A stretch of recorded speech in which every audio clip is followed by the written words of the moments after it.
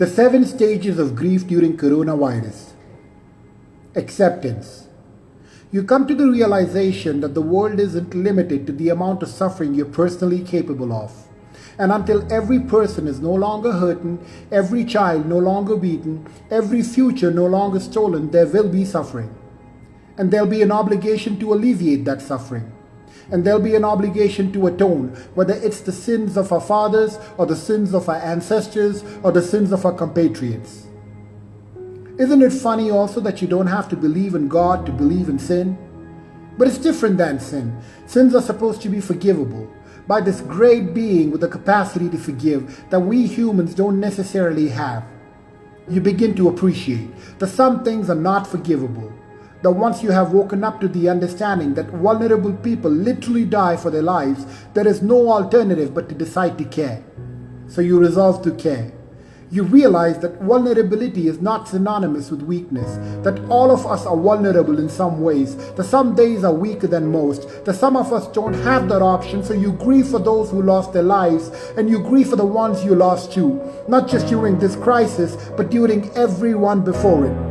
It takes a toll on you, so you lean into it more and watch the beautiful cracks of your ruins spread like mosaic. Your belief in humanity is the mortar. The things you tell yourself to sleep better are the tile. You then run out of tile. So you tell yourself that is someone else's job, just not your job. And not anyone you know, and not anyone in your immediate circle, and not anyone tangentially related either, in case the fallout spills on your day.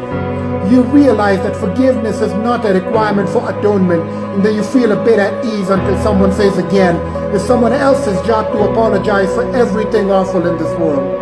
And it's the people most capable of forgiveness that are the only ones made to atone. So you lean on their forgiveness, both for the things that we've caused and the things we haven't.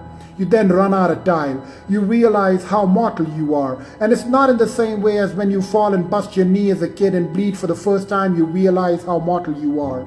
And it's not in the same way as when you cut your hand as an adult, see that lump on the doctor's screen, or hear your child say they hate you for the first time, you realize how mortal you are. And it's not in the same way as when you are a person of minority and someone is killed for no reason over and over again, you realize how mortal you are. And it's not in the same way as when you're a person of minority and politicians say something dehumanizing again, or it's your boss, or your professor, or your neighbor this time, you realize how mortal you are. And it's not in the same way as when you are marginalized in any way and you are born or get sick or persist, you realize how mortal you are. It's in a different way, a way where the burden is shared by everyone, and by some much more than the others, and by each of us much more than our past selves. And there isn't a lesson in kindergarten for what to do when things break except to apologize. But there's no use for it right now because you're not sure who to apologize to.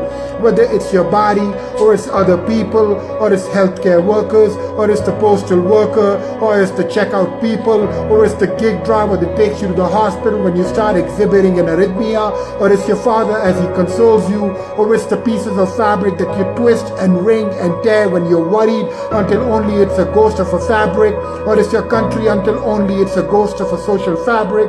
So you lie in your bed instead and realize how mortal you are.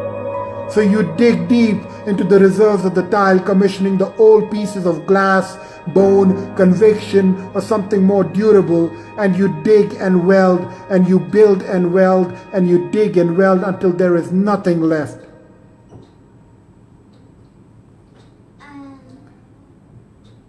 Some things that haven't been stopped by COVID-19.